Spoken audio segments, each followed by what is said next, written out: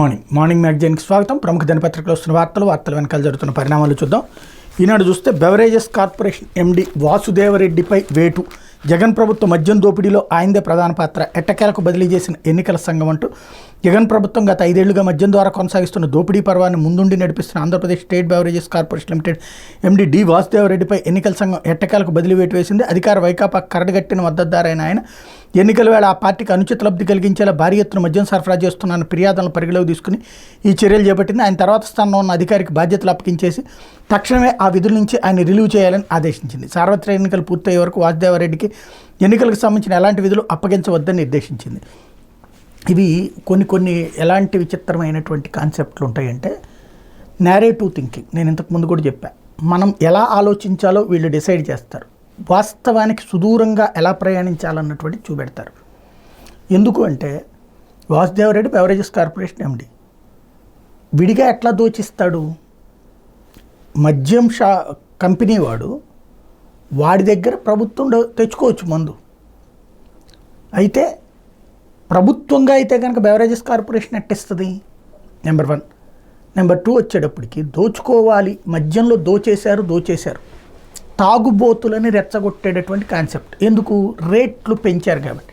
నిజంగా అయితే కనుక తక్కువ రేటుకి ఇస్తే ప్రతి ఎమ్మెల్యే తినేవాడిగా. ఇదివరకు బెల్ట్ షాపులు ఉన్నాయా లేవా? పర్మిట్ రూమ్లు ఉన్నాయా లేవా? చీఫ్ లెక్కర్ ఉందా లేదా?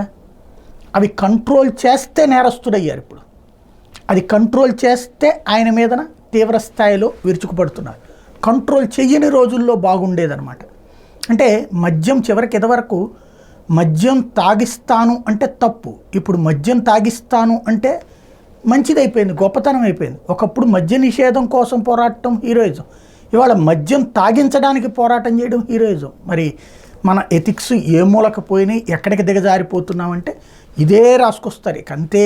మనం ప్రస్తుతం ఎంత దరిద్రాన్నైనా సరే మన నెత్తిన రుద్దడానికి పత్రికలు అనేటువంటిది తమ శక్తికి మించి పనిచేస్తున్నాయి. ఇకపోతే చంద్రబాబు బెయిల్ రద్దు పిటిషన్ మీద విచారణ ఏప్రిల్ 7వ తేదీకి వాయిదా అన్నటువంటి వార్తని హైలైట్ చేశారు.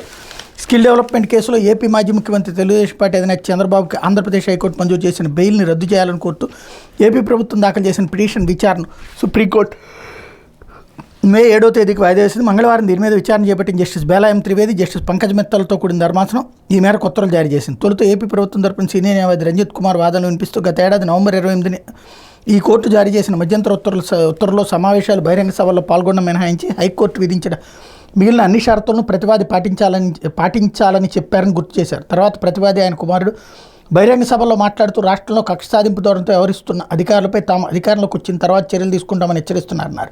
ఈ వాదనలు చంద్రబాబు తరపున హాజరైన సీనియర్ న్యాయవాది సిద్ధార్థ లుద్రా తోసిపుచ్చారు. ప్రతివాది కుమారుడి వ్యాఖ్యలను ఈ కేసులోకి తీసుకురావడం సరికాదన్నారు. ఈ సందర్భంగా న్యాయవాది రంజిత్ కుమార్ నారా లోకేష్ మీడియాకి ఇచ్చిన ఇంటర్వ్యూల గురించి కోర్టు దృష్టికి తెచ్చారు. అనంతరం ఏపీ హైకోర్టు ఇచ్చిన బెయిల్ ఉత్తర్వుల గురించి ధర్మాసనం దృష్టికి తీసుకొచ్చారు. ఏపీ ప్రభుత్వ న్యాయవాది రంజిత్ కుమార్ జోక్యం చేసుకుంటూ, మీరు కోర్టు షరతులను పాటించాలని చెప్పిన తర్వాత కూడా ప్రతివాది ఇలాంటి ప్రకటన చేయడం తగదన్నారు. అప్పుడు న్యాయమూర్తి స్పందిస్తూ చంద్రబాబు ఏమైనా ప్రకటన చేస్తుంటే తగిన చర్యలు తీసుకుంటామని చెప్పారు. అందుకు రంజిత్ కుమార్ స్పందిస్తూ ఆయన మీడియాకి ఇచ్చిన ఇంటర్వ్యూల పైన డిసెంబర్ 16న ఐఏ నెంబర్ 263771/2023 దాఖలు చేసినట్టు ధర్మాసనం దృష్టికి తెచ్చారు. అది కోర్టు రికార్డులో కనిపించకపోవడంతో న్యాయమూర్తి కేసు విచారణ మే 7వ తేదీకి వాయిదేశారు. తర్వాత చంద్రబాబు తరపు న్యాయవాది సిద్ధార్థ లుద్రా జోక్యం చేసుకుంటూ ఈ కేసు గురించి ఏపీ ప్రభుత్వ ఏఏజీ మీడియా ముందు ఇష్టానుసారం మాట్లాడని ధర్మాసనం దృష్టికి తీసుకొచ్చారు. అసలు సీన్ చూడండి. ఇక్కడ ఈ కేసు విచారణకు పిలవగానే జస్టిస్ బేలా ఎం త్రివేది కేసు దస్తారాన్ని తన కంప్యూటర్లో చూడటానికి ప్రయత్నిస్తే అది కనిపించలేదు. దాంతో ఎందుకు కనిపించలేదని కోర్టు సిబ్బందిని ప్రశ్నించారు. అందుకు ఏపీ ప్రభుత్వ న్యాయవాది రంజిత్ కుమార్ స్పందిస్తూ ఆ విషయంలో తమకేమీ సంబంధం లేదని నవ్వుతూ సమాధానం ఇచ్చారు. తర్వాత న్యాయమూర్తి స్పందిస్తూ మిగతా అన్ని కేసులు కనిపిస్తున్నాయి, ఇది ఒక్కటే కనిపించలేదని ఏదో జరిగిందని నవ్వుతూ వ్యాఖ్యానించారు. అందుకు చంద్రబాబు న్యాయవాది స్పందిస్తూ కోర్టు దాన్ని తెరవాల్సిన అవసరం లేదు, అది దైవ సంకేతం అని నవ్వుతూ చెప్పుకొచ్చారు. అంటే చంద్రబాబు వ్యవహారాల్లో కోర్టులో ఎలా నడుస్తాయి అనడానికి సాక్ష్యం. రెండవది, ఓపెన్గానే చెప్తున్నారు కదా ఇప్పటికి కూడా బాబు గారు వాళ్ళ అంతు తేలుస్తామని చెప్పేసి అధికారులుగా అనేది. ఇప్పుడు అదే పాయింట్ని బేస్ చేసుకుని వచ్చారు. బెయిల్ అయితే రద్దు కాదు, కానీ ఇప్పుడు కోర్టు ఆ విషయంలో లోకేష్ చెప్పినటువంటి పాయింట్ ఉంది కదా, ఎవరి సంగతి అయినా చూస్తామన్నటువంటిది రెడ్ డైరీ, అది ఇప్పుడు ఇష్యూ అవుతుంది. ఇకపోతే వేకువనే పోలీసు పంజా, జగన్పై రాయి విసిరిన కేసులో బలవంతంగా అదుపులోకి బాలలు, తెల్లవారుజామునే కాలనీపై దాడి, దాష్టికంపై బగ్గుమన్న వడ్డెర కాలనీ వాసులు అమాయకులు తీసుకెళ్లారన్న ఆవేదన. విడుదల చేయాలని ధర్నా, రాస్తారోకో, రాత్రి వరకు తెలియని ఆచూకీ. పోలీసుల దాష్టికం మరొకసారి బయటపడింది. సీఎం జగన్పై రాయి విసిరిన కేసులో బాలను వారు బలవంతంగా అదుపులో తీసుకున్నారు. విజయవాడ అజిత్ సింగ్ నగర్లోని వడ్డెర కాలనీపై మంగళవారం తెల్లవారుజామున పోలీసులు దాడి చేసి తల్లిదండ్రులు చూస్తుండగానే పట్టుకెళ్లారు. విచారించి ఇప్పుడే పంపుతానంటూ మంగళవారం రాత్రి వరకు వారి ఆచూకీ చెప్పలేదు. బాలల తల్లిదండ్రులు క్షణముఖ యుగంలా గడుపుతున్నారు. వారి రోదనలు మిన్నంటుతున్నాయి. అభంశుభం తెలియని పిల్లల్ని తీసుకెళ్లి వేధిస్తున్నారు, వాపోతున్నారు. చూశారు కదా ఇక్కడ ఎలాంటి దరిద్రం అనేది రాష్ట్రానికి పట్టిన దరిద్రం. రాయేసి కొట్టినటువంటి వాడిని ఇప్పుడు అనుమానించి తీసుకుని వెళ్తే అది తప్పు. మరి ఏం చేయాలి ఇప్పుడు? జగన్ తనని తానే కొట్టుకున్నాడని చెప్పాలి. అదే చంద్రబాబు విషయంలో అయితే కనుక వాడిని ఎందుకు అరెస్ట్ చేయరు, వీడిని ఎందుకు అరెస్ట్ చేయరు, ఇదే రాసుకొస్తారు. మనం పత్రికల కోసం పనిచేస్తున్నామా లేకపోతే కనుక వ్యభిచారం చేస్తున్నామంటే వ్యభిచారిని చాలా విలువలతో కూడి ఉంటుంది. తన దగ్గరకు వచ్చినటువంటి వాడికి తను సంపూర్ణంగా అర్పించుకుంటుంది. కానీ ఇక్కడ ప్రజలని అంటే జనాల్ని తీసుకెళ్ళి చండాలం చేస్తున్నటువంటి దరిద్రం, జనాల మెదళ్ళని కలుషితం చేస్తున్నటువంటి దరిద్రం, అది ఇక్కడ సమస్య. తనెళ్ళి అలాంటి వ్యభిచరిస్తే తప్పులేదు ఈనాడు, అది వాళ్ళ కర్మను వదిలేదు. కానీ మొత్తం సమాజాన్ని వ్యభిచరింపజేసేటటువంటి వైపుకి తీసుకొస్తున్నటువంటి నీచత్వం ఇక్కడ కనబడుతోంది. ఇకపోతే వీళ్ళని ఇక మనుషులుగా చూడటం కష్టమే. శిరోముండనం కేసులో తోట త్రిమూర్తులకి శిక్ష. వైకాపా ఎమ్మెల్సీ సహా 9 మందికి 18 నెలల జైలు. 1996 నాటి కేసులో విశాఖ కోర్టు తీర్పు. నేరం చేసినట్లు నిరూపణైందని వెల్లడి. నిందితులందరికీ 3.78 లక్షల జరిమానా విధింపు. ఇద్దరు బాధితులకు 1,50,000 చొప్పున చెల్లించాలని ఆదేశం. అప్పీలుకు వీలుగా శిక్ష అమలు నిలిపేత. దళిత యువకులకు అమానవీయంగా శిరోమండనం చేసి మీసాలు కనుబొమ్మలు తీసేయించిన ఘటనలో వైకాపా ఎమ్మెల్సీ మండపేట వైకాపా ఎమ్మెల్యే అభ్యర్థి తోట త్రిమూర్తులు దోషి అని విశాఖపట్నం కోర్టు తేల్చింది. ఆయనతో పాటు మరో 8 మంది దోషులేనని స్పష్టం చేసింది. దళితులకు శిరోముండనం, వారిపై దాడి చేశారని నేర నిరూపణ అయినట్టు తెలిపింది. ఐపీసీ SC/ST చట్టాల ప్రకారం మొత్తం 9 మంది నిందితులకు 18 నెలల సాధారణ జైలు శిక్ష, ఒక్కొక్కరికి 42,000 జరిమానా విధించి జరిమానా చెల్లించడం విఫలమైతే మరో 2 నెలల జైలు శిక్ష అనుభవించాలని స్పష్టం చేసింది. శిక్షలన్నీ ఏకకాలంలో అనుభవించాలని పేర్కొంది అన్నటువంటి వార్తని హైలైట్ చేశారు. ఇక్కడే అసలు పాయింట్ ఏంటంటే వైకాపా ఎమ్మెల్సీ సహా 9 మందికి 18 నెలల జైలు శిక్ష అని రాశారు, కరెక్ట్. కానీ ఈ నేరం జరిగింది ఎప్పుడు? ఆయన తెలుగుదేశం పార్టీ ఎమ్మెల్యేగా ఉన్నప్పుడు. ఆ తర్వాత ఆయన ప్రజారాజ్యానికి వెళ్ళాడు, ఇప్పుడు వైసీపీకి వచ్చాడు. వైకాపా ఎమ్మెల్సీకి రాసిందన్నది అసలు పాయింట్ ఏంటి? తెలుగుదేశం హయాంలో జరిగినటువంటి తెలుగుదేశం ఎమ్మెల్యే ఆ రోజున ఆయన ఆ విషయాన్ని జాగ్రత్తగా దాచేస్తున్నటువంటి వైనం. అది వైకాపాతం చేశాడన్న అప్పటికి వైఎస్ఆర్ కాంగ్రెస్ పార్టీ పుట్టను కూడా పుట్టలేదు. కాకపోతే జనాలకి ఇప్పుడున్నటువంటి జనాలకి తెలియదు కదా, కాబట్టి రెచ్చగొట్టడానికి ఉపయోగపడేటటువంటి అంశం. పోతే గ్రంథి సీన్ అన్న లోకల్ హీరో అంట, కారుమూరి మనసు వెన్నట. ముఖ్యమంత్రి జగన్ పరిచయ వ్యాఖ్యలు, జనం నోట చర్చనీయాంశమైన మాటలు. రోజు ఇదొకటి. మొన్నటిదాకానేమో జనం లేరని రాయడం, ఇప్పుడు ఆ జనాలకు సంబంధించి లేరని రాయడానికి బదులుగా వాడు మంచోడు కాదు, వీడు మంచోడు కాదు, ఎమ్మెల్యేలు ఎవరు మంచోడు కాదు, తెలుగుదేశం ఎమ్మెల్యేలు అందరూ దైవాంశ సంబూతులు, ఎమ్మెల్యే క్యాండిడేట్లు అందరూ. అది ప్రస్తుతం రాసుకొచ్చేటటువంటి వార్తలు. రోజు ఒక్కొక్క ఎమ్మెల్యే క్యాండిడేట్ మీదన బురదలు చల్లి తట్టల బురదలు. ఇప్పుడు చివరికి జగన్ పరిచయం చేస్తే కూడా తట్టుకోలేనంత ఫీలింగ్తో ఉన్నటువంటి పరిస్థితి. ఇకపోతే వివేక హత్య కేసులో అవినాష్ రెడ్డి తప్పించుకోలేరు, శాస్త్రీయమైన ఆధారాలు ఉన్నాయి. అవినాష్ రెడ్డి ఆరోపణలకు సమాధానం ఇచ్చిన సునీత, వివేక హత్య కేసులో కడప ఎంపీ అవినాష్ రెడ్డి నిందితుడని, ఇందుకు శాస్త్రీయమైన ఆధారాలు ఉన్నాయని వివేక కుమార్తె సునీత స్పష్టం చేశారు. కేసు నుంచి తప్పించుకునేందుకు సాధ్యం కాదని, ప్రజలు నమ్మించడానికి చేసే ప్రయత్నాలు చెల్లుబాటు కావని హెచ్చరించారు. కడపలో మంగళవారం ఆమె విలేకరులతో మాట్లాడారు. ఎంపీ అవినాష్ రెడ్డి ఆరోపణలు, విమర్శలకు ఆమె సమాధానం ఇచ్చారు. గత ఎన్నికల్లో అవినాష్ రెడ్డి గెలుపు కోసం వివేకానంద రెడ్డి కష్టపడి పనిచేస్తే నిజమైతే ఆయన చివరి కోరిక తీర్చుకునే అవకాశం వాళ్ళకు వచ్చిందని చెప్పారు. షర్మిల కడప ఎంపీగా చేయాలని వివేక కోరిక నెరవేర్చే అవకాశం వచ్చింది, చేస్తారని ప్రశ్నించారన్నట్టు వార్త. ఎవరితో చెప్పాడు? వివేకానంద రెడ్డి సునీతకి షర్మిలకి చెప్పాడంట పాపం. మరి ఆయన వెళ్ళినేమో అవినాష్ రెడ్డికి పనిచేశాడంట. అంటే ఇక్కడ రాజకీయ ఆకాంక్షతోనే తన తండ్రి హత్యని మిస్యూజ్ చేస్తుందని మరొకసారి ఒప్పుకున్నట్టయింది. ఇకపోతే నాకే పాపం తెలియదు అంటే అవినాష్ రెడ్డి, సిబిఐ కక్షపూర్తంగా వ్యవహరిస్తోందని షర్మిల సునీతలవి నిరాధార ఆరోపణలు. వివేక హత్య కేసులో తనకు ఎలాంటి ప్రమేదాలని కడప ఎంపీ వైఎస్ అవినాష్ రెడ్డి పునరుద్ఘాటించారు. షర్మిల సునీతలు తనపై కక్ష పెంచుకుని వారం రోజులుగా తప్పుడు ప్రచారం చేస్తున్నారని ఆరోపించారు. కడపలో మంగళవారం ఆయన విలేకరులతో మాట్లాడారన్నటువంటి వార్తని హైలైట్ చేశారు. ఇకపోతే ఎస్ఐ దాష్టికాలకు తాళలేక చెక్పోస్ట్ చిరుద్యోగి ఆత్మహత్య. ఎస్ఐ ఒత్తిళ్లు వేధింపులకు తాళలేక ఓ చిరుద్యోగి ఆత్మహత్య చేసుకున్న దారుణం ఇది. మృతుడి కుటుంబ సభ్యుల కథనం మేరకు శ్రీ పొట్టి శ్రీరాములు నెల్లూరు జిల్లా గుడ్లూరు మండలంలోని గుండ్లపాలెనికి చెందిన పోకూరు సురేష్ బాబు వ్యవసాయ మార్కెట్ యార్డు పరిధిలోని తెట్టు చెక్పోస్టులో అసిస్టెంట్గా పనిచేస్తున్నారు. ఈ నెల 11 రంజాన్ రోజు సురేష్ విధుల్లో ఉండగా ఎస్ఐ లక్ష్మణ్ రాత్రి వేళ అటుగా వచ్చారు. మందు దాగి లారీ రాపుతున్నారని హెచ్చరిస్తూ రాత్రి 11 గంటల సమయంలో పోలీస్ స్టేషన్కి తరలించారు. తాను విధుల్లో ఉన్నానని లారీలు ఆపలేదని చెప్పినా లేదు. స్టేషన్లో కొట్టిన దెబ్బలకు సురేష్ ఇబ్బంది పడ్డాడన్నటువంటి వార్తతో పాటుగా అతను ఆ తర్వాత ఇప్పుడు ఆత్మహత్య ప్రయత్నం చేశాడన్నటువంటి ఆత్మహత్య చేసుకున్నాడు అన్నటువంటి వార్తను కూడా ఇక్కడ ప్రధానంగా హైలైట్ చేశారు. లేకపోతే మట్టి మనవాళ్ళు తరలిస్తే సక్రమమే అంటూ జనం ప్రశ్నించక ముందే జాగ్రత్త పడిన ముత్తంశెట్టి ఎన్నికల ప్రచారానికి విశాఖ జిల్లా పద్మనాభం వచ్చినటువంటి వైకాపా బీజేపీ భీమిలి ఎమ్మెల్యే అభ్యర్థి ముత్తంశెట్టి శ్రీనివాసరావు, ఎంపీ అభ్యర్థి బొత్స ఝాన్సీలకు మంగళవారం రాత్రి విచిత్ర పరిస్థితి ఎదురైంది. ముత్తంశెట్టి మాట్లాడి తెలుగుదేశం పార్టీ హయాంలో నాయకులు మట్టి ఇసుక ఏదైతే కొండలను దోచుకున్నారని ఆరోపించారు. అదే సమయంలో పద్మనాభం నుంచి నీళ్ల కుండీల వైపు మట్టి లోడుతో లారీలు వెళ్తున్నాయి. 20 నిమిషాల్లో 100 లారీలు ఇలా వెళ్ళడానికి గమనించి పక్కన ఉన్న ఎంపీపీని ఆయన ప్రశ్నించారు. తర్వాత స్థానిక సీఐకి ఫోన్ చేసి ఏం చెప్పారో కానీ 10 నిమిషాల తర్వాత పోలీసులు వాటిని రేవుడి వైపు మళ్లించారు. ఈ లారీలు ఆనందపురం మండల వైకాపా నాయకులు అని, ఇవి జామీ సమీప చెరువు నుంచి ఇక్కడ ఇటుకల బట్టీలకు మట్టిని చేరవేస్తున్నందుకు జనం ప్రశ్నించక ముందే దారి మళ్లించి ఏర్పాటు చేశాను పలువురు వ్యాఖ్యానించారన్నటువంటి వార్తని హైలైట్ చేశారు. ఇకపోతే సాక్షి వచ్చేటప్పటికి పేదలపై బాణాల అన్నటువంటి వార్తను ప్రధానంగా హైలైట్ చేశారు. రాష్ట్రమంతటా కోట్ల హృదయాలు జగన్ కోరుకుంటే రొయ్యకు మేసం బాబుకు మోసం పుట్టుకతోనే వచ్చే బాబుకు అభివృద్ధికి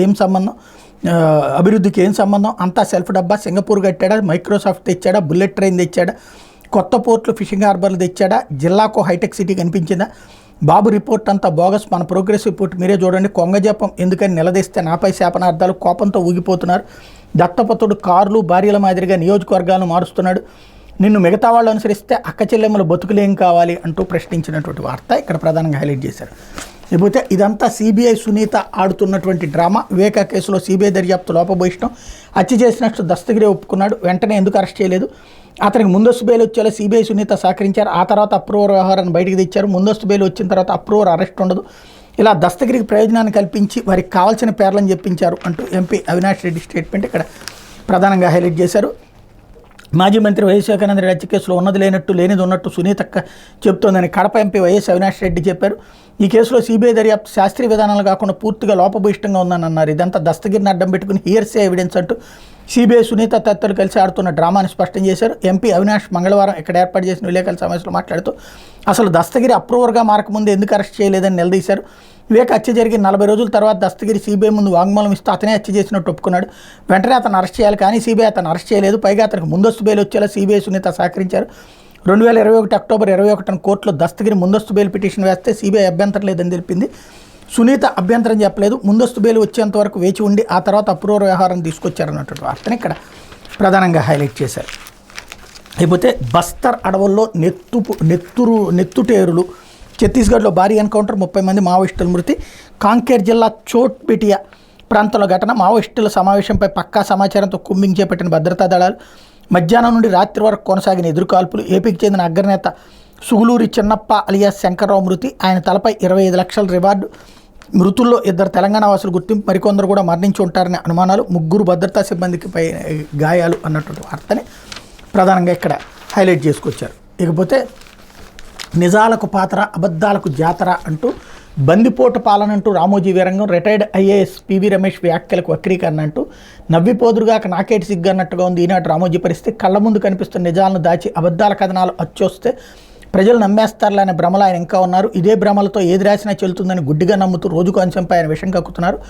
పాఠకులు ఏమనుకుంటారని ఇంగిత జ్ఞానం, సిగ్గు ఎగ్గు లేకుండా సీఎం జగన్కు వ్యతిరేకంగా తప్పుడు ప్రచారం చేయడమే పనిగా పెట్టుకున్నారు. అప్పుడెప్పుడో eat cricket, sleep cricket, drink cricket అన్న ప్రకటన మాదిరిగా రామోజీ ఏం పని చేస్తున్నా అందులో భూతద్దం పెట్టి జగన్ వ్యతిరేకతపై రంధ్రాన్వేషణ చేస్తున్నారు. ఇందులో భాగం ఆయన కనుసన్నలో సాగిన తాజా పచ్చపైత్యం, బందిపోటు పాలన కథనం, డొంక తిరుగుడు రాత్రులతో ఎప్పట్లాగే సీఎం జగన్ పాలనపై రామోజీ అక్షరంలో తన అక్కసనంతా వెళ్లగక్కారు. రిటైర్డ్ ఐఏఎస్ అధికారి పివి రమేష్ అక్కడక్కడ బందిపోటు పాలన కొనసాగుతుందని వ్యాఖ్యానిస్తే దాన్ని వక్రీకరించి రాష్ట్రానికి అంటగడుతూ రామోజీ బందిపోటు గోల చేస్తూ పండగ చేసుకున్నారు. నేను సీఎం అయితే ఏ చట్టమైనా చేస్తా, కేసులు పెట్టిస్తా, జైల్లో వేస్తాం, భూములు లాక్కుంటాం అంటే కుదరదని, అది బందిపోట్లు చేసే పని అవుతుందని అక్కడక్కడ బందిపోటు పాలకులను చూస్తున్నామని పివి రమేష్ వ్యాఖ్యానిస్తే దాన్ని ఈనాడు రామోజీ సీఎం జగన్ పాలనకు ఆపాదిస్తూ పైశాచిక ఆనందం పొందారు. సిటిజన్ ఫర్ డెమోక్రసీ ముసుగులో కూడా ఇదే జరుగుతోందన్నటువంటి వార్తని హైలైట్ చేశారు.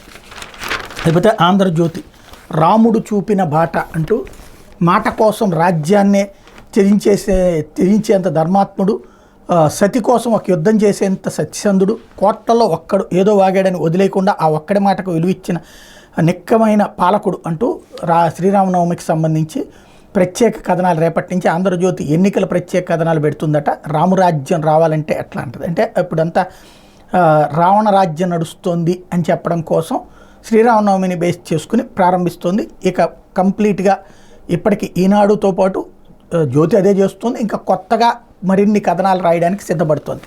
అయితే జగన్ సేవలో జవహర్, ఈసీ ఆదేశాలు, కేంద్రం ఉత్తర్వులు బేఖాతరు, అంతా మా ఇష్టం అంటున్న సీఎస్ జవహర్ రెడ్డి. రెవెన్యూ ఇంటెలిజెన్స్కి రాజేశ్వర్ రెడ్డే కావాలట, ఆయనను వెనక్కి పంపాలని కేంద్రం ఆదేశాలు. కీలక సమయంలో కష్టమంటూ జవహర్ జవాబు. సచివాలయ ఉద్యోగినేత వెంకటరామరెడ్డికి రక్షణ. పొలిటికల్ ప్రచారం చేస్తూ దొరికిపోయినంతే సస్పెండ్ చేయాలని నెల 8న ఈసీ ఆదేశం. ఫైల్ తొక్కిపెట్టిన సీఎస్ జవహర్ రెడ్డి అంటూ మరోవైపు మద్యం మాస్టర్ వాసుదేవర్ రెడ్డిపై వేటు అన్నటువంటి వార్తని ఇక్కడ హైలైట్ చేశారు. టోటల్గా ఇప్పుడు అధికార యంత్రాంగాన్ని అంతా తీసేసి చూసారా వీళ్ళందరూ జగన్ మనుషులు, ఇప్పుడు చంద్రబాబు మనుషులు వస్తారు అనేటువంటిది, చంద్రబాబు మనుషుల్ని అక్కడికి తీసుకురావాలన్నటువంటి కాన్సెప్ట్ని ప్రధానంగా ప్రొజెక్ట్ చేస్తున్నారు. మరి జగన్కి ఏమని చెప్పావు అవినాష్? వివేకాది గుండెపోటు అని చెప్పావా, హత్యకు గురయ్యారని చెప్పావా? అక్కడ దృశ్యం చూస్తే గుండెపోటు కాదని తెలుస్తుంది. హత్య అంటే డీజీపీని జగన్ అలర్ట్ చేయాలి కదా. మీ ఫోన్ తీసుకెళ్లి సిబిఐకి ఇవ్వండి, కడిగిన ముత్యంలో బయటకు వస్తారు కదా.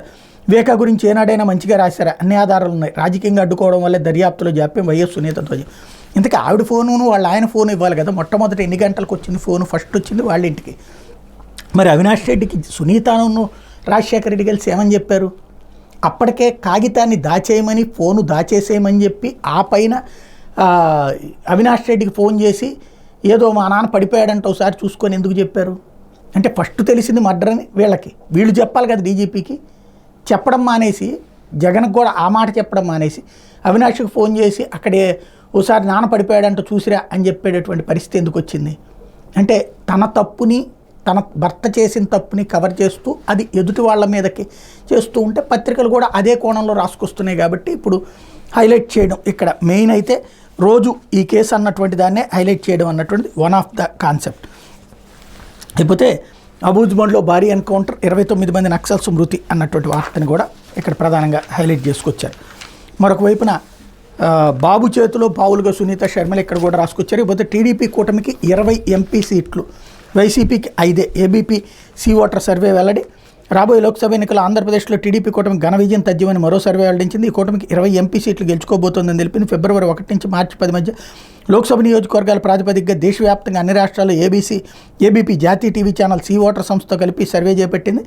ఫలితాలు మంగళవారం విడుదల చేసిన. ఆంధ్రప్రదేశ్లోని 25 లోక్సభ స్థానాల్లో టీడీపీ కూటమికి 20 లభిస్తాయని, ఇందులో బీజేపీ 5 స్థానాల్లో గెలుస్తుందని, టీడీపీ జనసేన 15 స్థానాలు కైవసం చేసుకుంటాయని తెలిపింది. అధికార వైసీపీ 5 సీట్లతో సరిపెట్టుకోవాల్సి ఉంటుందని పేర్కొంది. కాంగ్రెస్కు 1 సీటు కూడా లభించే అవకాశం లేదని వ్యాఖ్యానించింది.